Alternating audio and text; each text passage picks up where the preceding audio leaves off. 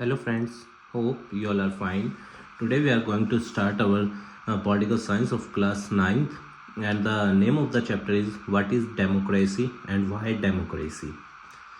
देखिए, लोकतंत्र जो है वो एक ऐसी व्यवस्था होती है एक देश के अंदर जिसके अंदर हर व्यक्ति अपने आप को फ्री महसूस करता है और हर व्यक्ति अपने अधिकारों को दूसरे के अधिकारों के समांतर पाता है।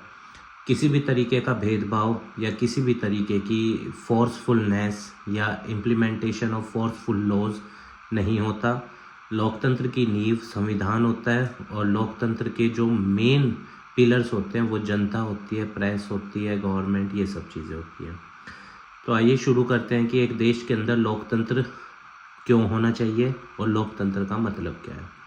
Points to remember: democracy is taken from a Greek word डेमोक्रेशिया और लैटिन वर्ड डेमोक्रेशिया। ठीक है, तो ये ग्रीक वर्ड या लैटिन वर्ड से ये लिया गया है। ठीक है, in Greek demos means people and क्रेशिया means rule. Democracy means rule of people. लोकतंत्र का मतलब क्या होता है? जनता का शासन। In fact democracy is said to be a form of government in which people elect their own ruler। और लोकतंत्र एक ऐसी व्यवस्था होती है जिसके अंदर जनता अपने शासक को चुनती है।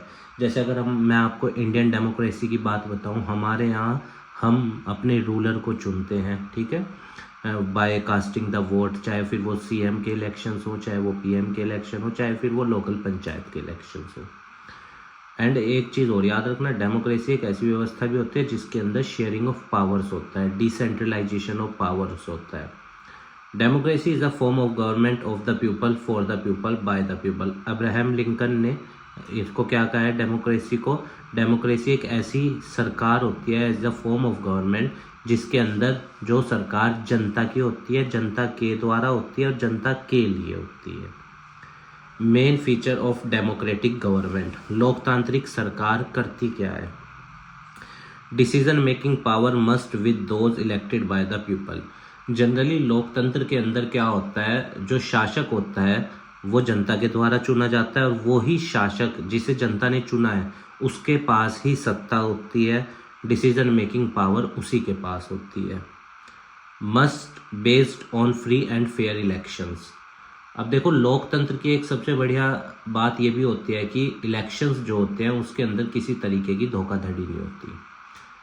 हमारे यहाँ यूनिवर्सल अडल्ट फ्रेंचाइजी का कंसेप्ट है जिसके अंदर जो 18 साल की एज को पूरा कर लेता है उसको वोट डालने का अधिकार है और हर इलेक्शन के लिए एक मिनिमम एज भी डिसाइड है। जैसे लोकसभा के इलेक्शन के लिए 25 साल होनी चाहिए एक कैंडिडेट की उम्र अगर इलेक्शन लड़ना चाहता है, राज्यसभा के लिए 30 साल है, राष्ट्रपति के लिए 35 साल है ना, विधानसभा के लिए भी 25 साल है। तो इस तरीके से अलग अलग एज डिसाइडेड है और फ्री एंड फेयर इलेक्शन होता है और एक इलेक्शन कमीशन भी होता है। जैसे आपको हम बताएं, हमारे यहाँ पे विधानसभा और संसद लोकसभा के इलेक्शंस जो होते हैं या राज्यसभा के जो इलेक्शंस होते हैं वो देश का इलेक्शन कमीशन कराता है, पर पंचायतों के जो इलेक्शंस होते हैं वो स्टेट का इलेक्शन कमीशन कराता है, या म्यूनसिपल कॉरपोरेशंस के जो इलेक्शंस होते हैं उनको स्टेट का इलेक्शन कमीशन कराता है। Must based on universal adult franchise. तो डेमोक्रेसी के अंदर जो डेमोक्रेटिक गवर्नमेंट होती है वो किसके द्वारा चुनी जाती है? जनता के द्वारा, ये तो हमें पता है। अब वो जो जनता है उसकी एज 18 साल हमारे यहाँ इंडिया के अंदर डिसाइड है। अब देखो, कोई भी व्यक्ति चाहे वो पढ़ा लिखा है या नहीं है, चाहे वो किसी भी भाषा को बोलता है, किसी भी धर्म को बोलता है, बस अगर उसने 18 ईयर्स पूरे कर लिए और वो साउंड माइंड है, ही और she have the right to vote. Okay, government rules with in the limit set by constitutional laws and citizens right. और जो सरकार चुनी जाएगी उसकी ना कुछ लिमिट्स हैं, उसकी पावर्स डिसाइड है। कोई भी शासक, कोई भी रूलर आर्बिट्ररी मैनर में जाके कॉन्स्टिट्यूशनल लॉज में चेंज नहीं कर सकता और सिटीजन्स के ऊपर ज़बरदस्ती अपने अधिकारों को या अपनी विल्स को थोप नहीं सकता। कोई भी गवर्नमेंट है या कोई भी रूलर है उसको जनता के तहत काम करना पड़ेगा और संविधान को ध्यान में रखते हुए काम करना पड़ेगा। Arguments against democracy. अब कुछ लोग डेमोक्रेसी को मतलब कि बेकार व्यवस्था भी बताते हैं और थोड़ी बहुत देखो कमियां तो हर व्यवस्था में होती है। मैं मानता हूँ। पर फिर भी अगर सबसे बेस्ट फॉर्म ऑफ गवर्नमेंट की बात करी जाए या बेस्ट एक व्यवस्था की, राज्य व्यवस्था की बात करी जाए तो डेमोक्रेसी सबसे बेस्ट है। Leads to instability due to frequent leader change. अब लोग कहते हैं कि देखो डेमोक्रेसी इसलिए अच्छी नहीं है क्योंकि शासक बदलते रहते हैं। अब ये तो बात सही है। देखिए अगर मान लो कोई अच्छा शासक है, रूलर बढ़िया है, 5 साल बाद इलेक्शन होंगे जैसे लोकसभा के, तो वो दोबारा जीतेगा अगर वो अच्छा है, जनता उसको मौका देगी दोबारा। जैसे हमारे जो प्रेजेंट में प्रधानमंत्री है उनका 3rd टर्म है, क्योंकि वो अच्छा काम कर रहे हैं तो उनको गवर्नमेंट जनता सपोर्ट कर रही है। तो अब इसको हम डेमोक्रेसी की कमी कैसे मान सकते हैं? अगर मान लो कोई बेकार शासक है तो जनता के पास मौका तो है ना कि भाई 5 साल बाद इसको बदलना है। अच्छे शासक को गवर्नमेंट जनता कंटिन्यू करती है। Leading to delay due to constant consultancy. अब ये थोड़ा सा लोकतंत्र के अंदर होता है कि कोई भी निर्णय, हमारे यहाँ जैसे मैं आपको बात बताऊँ, हमारे यहाँ संसद है तो संसद के अंदर चर्चा होती है, लोकसभा में बिल पास होता है, देन राज्यसभा में, देन राष्ट्रपति के पास जाता है, फिर वीटो पावर्स के भी प्रावधान है। तो ये तो एक अच्छी चीज़ है कि एक बिल के ऊपर, एक विधेयक के ऊपर इतनी ज़्यादा चर्चा हो रही है ताकि वो अच्छे से लागू हो, उसके अंदर कोई कमी ना रहे। पर लोग इसको भी अगेंस्ट द डेमोक्रेसी कहते हैं कि क्विक डिसीजंस नहीं लिए जा सकते। Sometime it lead to bad decisions. लोकतंत्र के अंदर कई बार बैड डिसीजंस भी हो जाते हैं, पर वहाँ पे लोकतंत्र में रूम भी होता है। जैसे मान लो for example farm bill pass हुआ, किसान नहीं चाहते थे उसको, तो विड्रॉ करा गवर्नमेंट ने। हालांकि बैड डिसीजन तो था नहीं क्योंकि कॉन्स्टिट्यूशन प्रोविजंस के हिसाब से था, पर फिर भी अगर जनता को पसंद नहीं है कोई चीज़ तो उस चीज़ को विड्रॉ करने का या उसमें रिव्यू करने का या चेंज करने का प्राविधान भी होता है लोकतंत्र में। पर जहाँ मोनार्की होती है या डिक्टेटरशिप होती है वहाँ तो जनता का कोई अस्तित्व ही नहीं है। ठीक है। It encourage corruption as it is based on electoral competition. अब देखो इलेक्टोरल कंपटीशन का मतलब कैंडिडेट्स खड़े होंगे और वोट्स डलेंगे।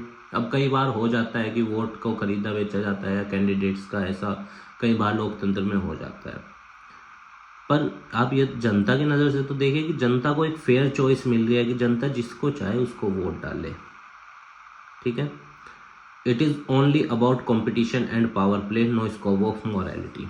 अब ये भी कहा जाता है कि लोकतंत्र के अंदर जो भी कैंडिडेट्स हैं वो सिर्फ सत्ता पाना चाहते हैं और मोरालिटी या डेवलपमेंट उस सब के बारे में नहीं सोचते।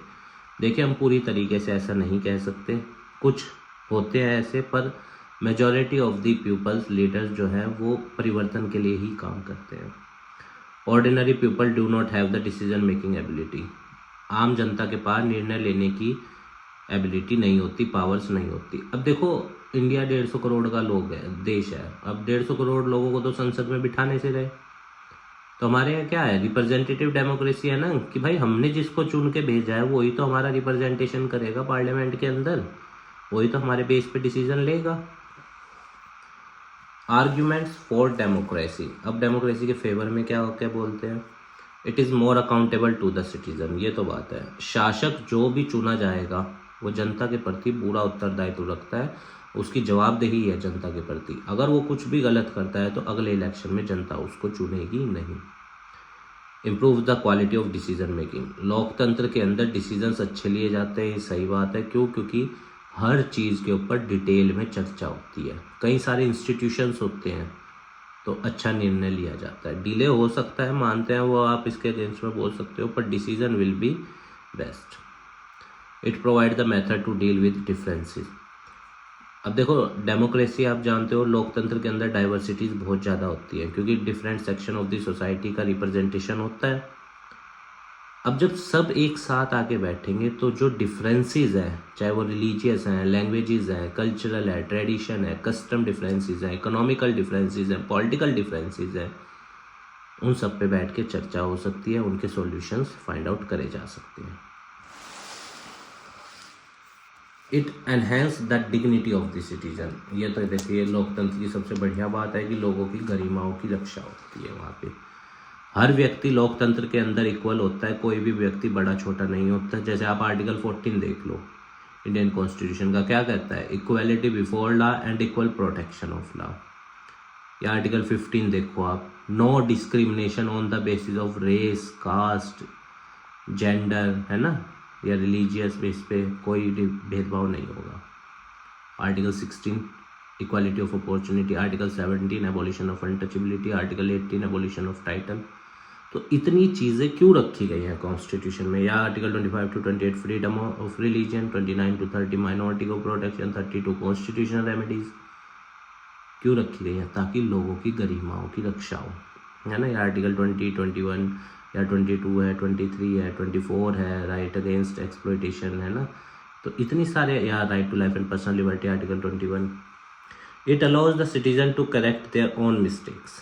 अब मान लो अगर जनता को भी रूम मिलता है डेमोक्रेसी के अंदर अपनी मिस्टेक्स को सुधारने का, जैसे फॉर एग्जांपल मैंने इस बार ऐसे शासक को वोट दिया जो सही से काम नहीं कर रहा है, तो अगली बार I have the right to either choose him or not to choose him. मेरे पास अधिकार है ना, मैं उसे चुनना चाहूँ तो चुन लूँगा, नहीं चुनना चाहता तो नहीं इलेक्शन में।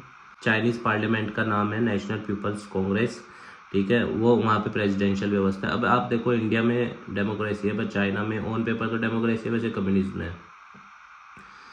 अब एक चीज़ देखो, वहाँ के प्रेसिडेंट ने कॉन्स्टिट्यूशन को वो करके चेंजेस करके खुद को डिक्लेयर कर दिया कि वही राष्ट्रपति रहेगा। इंडिया में ऐसा नहीं कर सकते। इंडिया में अगर ऐसा कर भी देते हैं संसद से, तो हमारे यहाँ जुडिशियल रिव्यू और जुडिशियल एक्टिविज्म है। Judiciary have the right to interpret और टू इन्फ्लुएंस और to interfere in the matters or the decisions which are taken by the government by the process of judicial review or judicial activities if the decisions are not taken by the constitutional laws. Every candidate है। अब देखो China के अंदर क्या, अगर किसी को भी खड़ा होना है इलेक्शन में, उसे कम्युनिस्ट पार्टी ऑफ चाइना से परमिशन लेनी पड़ेगी। क्या हमारे यहाँ ऐसा है? नहीं। कोई कैंडिडेट हमारे यहाँ इंडिया में किसी भी पार्टी से खड़ा हो सकता है, और अगर किसी पार्टी से खड़ा नहीं हो रहा है तो वो निर्दलीय भी खड़ा हो सकता है। वो भी व्यवस्था हमारे यहाँ है, ठीक है ना। और पार्टियों में जैसे जीतने के बाद दूसरी पार्टी को ज्वाइन करने से रोकने के भी प्रोविज़न है। 52वां संविधान संशोधन 1985, दल बदल कानून, एंटी डिफिक्शन लॉ। तो इस तरह की चीज़ें क्यों डाली गई हैं? ताकि एक बेहतर कॉन्स्टिट्यूशनल या एक बेहतर डेमोक्रेटिक व्यवस्था को स्थापित करा जा सके। इन पाकिस्तान जनरल परवेज़ मुशर्रफ जो है वो मिलिट्री कूप करता है और पूरी डेमोक्रेटिक गवर्नमेंट को हटा देता है। और आज तक पाकिस्तान में कोई भी डेमोक्रेटिक, हालांकि वो अपने आप को डेमोक्रेटिक कहते हैं, पर उन्होंने जब वो डेमोक्रेटिक हैं तो फिर अपने देश का ऑफिशियल रिलीजन इस्लाम क्यों घोषित कर रखा? हमने किया कोई? नहीं ना। आर्टिकल 25 या 28 तक हमारे यहाँ हर सभी, India is a secular state, है ना। 42वां संविधान संशोधन 1976 में हमने अपने प्रीएम्बल में सेकुलर वर्ड जोड़ा। इंडिया का कोई ऑफिशियल रिलीजन नहीं होगा, बट इंडिया के अंदर सभी धर्मों को बराबर का अधिकार होगा। ये हमें डेमोक्रेटिक बनाता है। पर उन्होंने अपना इस्लामिक रिपब्लिक ऑफ पाकिस्तान, उनका पूरा नाम है पाकिस्तान वालों का। In 2002 he issued a legal framework order issue करता है और कॉन्स्टिट्यूशन को बदल देता है पाकिस्तान के। देखो, according to this order president can dismiss the, अब देखो इसने क्या किया कि वहाँ पे ये ऐसी व्यवस्था कर दी कि प्रेसिडेंट चाहे तो नेशनल और प्रोविंशियल असेंबलीज को, जो प्रांतों में होती हैं सरकारें, सभाएं, उनको भंग कर सकता है। हमारे यहाँ ऐसा नहीं है। हमारे यहाँ भी देखो, मैं मानता हूँ इमरजेंसी के प्रोविज़न है, आर्टिकल 352, 356 या 360। हमारे यहाँ 352 में क्या है? नेशनल इमरजेंसी, 356 राष्ट्रपति शासन, 360 फाइनेंशियल इमरजेंसी। तो पूरी व्यवस्था को देखने के बाद इम्प्लीमेंट होती है चीज़ें, और उसके लिए भी फिर हमारे यहाँ गवर्नर एडवाइस करता है, जब जाके राष्ट्रपति शासन लगता है एक राज्य के अंदर। पर इनके वहाँ ऐसा नहीं है। Moreover work of civilian cabinet is supervised by the national security council which is dominated by military officers. और सिविलियन कैबिनेट जो भी काम करेगी उस पर नज़र रहेगी नेशनल सिक्योरिटी काउंसिल की, जिसके अंदर मिलिट्री के ऑफिसर्स होंगे। तो यानी डेमोक्रेसी तो कहीं है ही नहीं वहाँ। दो डेमोक्रेटिक फॉर्म ऑफ गवर्नमेंट और just some form of institution, but in broader sense it is a principle which should be inculcated in every sphere of life. तो देखो, डेमोक्रेसी कुछ ऐसी चीज़ तो है नहीं कि आपने एक चीज़ में लोगों को फ्रीडम दे दी और दूसरे में उनको कंट्रोल कर लिया। नहीं, डेमोक्रेसी एक ऐसी व्यवस्था होती है जिसमें सब फ्री है, नो बाउंडेशन, है ना। कुछ क्वेश्चंस हैं, आइए देखते हैं। विच of these is not a democratic country, कहाँ पे डेमोक्रेसी नहीं है? अमेरिका में भी है, इंडिया में भी है, और इंग्लैंड में आप जानते हो वहाँ पे मोनार्क वाली व्यवस्था है, राजा का और शासन है ना, महारानी का। और म्यांमार में, तो इंग्लैंड हो जाएगा answer. In which of these country only the ruling party is allowed to contest election, कहाँ पे सिर्फ रूलिंग पार्टी इलेक्शन लड़ सकती है और कोई नहीं। देखिए ये भी एक कमाल की बात है, इसका आंसर आप बताइएगा कौन सा ऐसा देश है। Who should have the ultimate decision making power in a democracy, very easy question. तो we the people have the. Which section of the society doesn't have the right to vote in Saudi Arabia, में किसके पास अधिकार नहीं है vote डालने के? आपकी book में लिखा हुआ होगा, वहाँ से आप समझिएगा। अनडेमोक्रेटिक वर्क क्या होता है? जो भी अनकॉन्स्टिट्यूशनल चीज़ें हैं। और डेमोक्रेटिक वर्क क्या है? जो कॉन्स्टिट्यूशन के हिसाब से है। Who said democracy is the form of is of the people, for the people and by the people? Abraham Lincoln, अभी मैंने बताया। मिलिट्री को किसने लीड किया था? परवेज मुशर्रफ ने। From where the term democracy, तो ग्रीक भाषा और लैटिन भाषा आप इसमें बता सकते हैं। Name the leader who try to bring dictatorship in Germany, तो आप इसके बारे में भी जानते हैं, इन्होंने एक किताब भी लिखी है, माइन काम्फ। सर एडोल्फ हिटलर है इनका नाम, जिन्होंने ज्यूइश लोगों को मरवाया था, है ना, यहूदियों को मरवाया था, वो गैस चैम्बर वाला जो कंसेप्ट ये लाए थे। What are the characteristics of a democratic government, very easy, है ना, work for the people, follow the constitutional laws, elect by the people, ये सब चीज़ें। डिसेंट्रलाइजेशन या federal form of government. Give 5 argument, very easy question. Can Pakistan be called a democratic country after Pervez Musharraf issued legal framework? No, because if the government is elected by the people, then how the National Security Council, which is led by the military officers, can supervised that cabinet, civilian council, civilian cabinet. Explain the broader meaning of democracy, that's very easy. Define the term democracy on the basis of its Latin origin, that is also very easy, I have explained already in the notes. Explain why election in Mexico were not called democratic even if they were held at regular interval of the 6 year, ये आपको book में story है जो Mexico की, उसमें मिल जाएगा। List few characteristics of an undemocratic form of government, like कि वो जनता की सुनती नहीं है, जनता के प्रति अकाउंटेबल नहीं होती है, अनडेमोक्रेटिक गवर्नमेंट अपने निर्णय खुद लेती है, कॉन्स्टिट्यूशनल प्रोविजंस की वैल्यू नहीं होती कोई, है ना, जुडिशरी का इतना इंपॉर्टेंस नहीं है। Characteristics of democracy, very easy. Will change of leader strength democracy, give argument. क्या शासक बदलते रहते हैं तो उससे डेमोक्रेसी मजबूत होती है? देखिए, अगर ख़राब शासक है उसको बदलना बहुत ज़रूरी है, पर अगर अच्छा शासक है, जनता के लिए काम कर रहा है, ही और she should be continued. List any 5 argument against democracy, we have already discuss that. ठीक है, तो उम्मीद है गाइज आपको डेमोक्रेसी क्यों ज़रूरी है, डेमोक्रेसी का मीनिंग क्या है, ये समझ में आया होगा। In the next video, we will continue with the chapter what are constitutional designs. Okay, तो आप स्वस्थ रहिएगा, खूब लाइफ में आगे बढ़िएगा, यही हमारी मनोकामना है। देश को अच्छा बनाइए, समाज को अच्छा बनाइए, अपना स्थिति समाज में स्थापित कीजिएगा और बहुत मेहनत कीजिएगा स्टूडेंट्स। मेहनत का कोई विकल्प नहीं होता, ये ध्यान रखिएगा आप। ठीक है स्टूडेंट्स, धन्यवाद।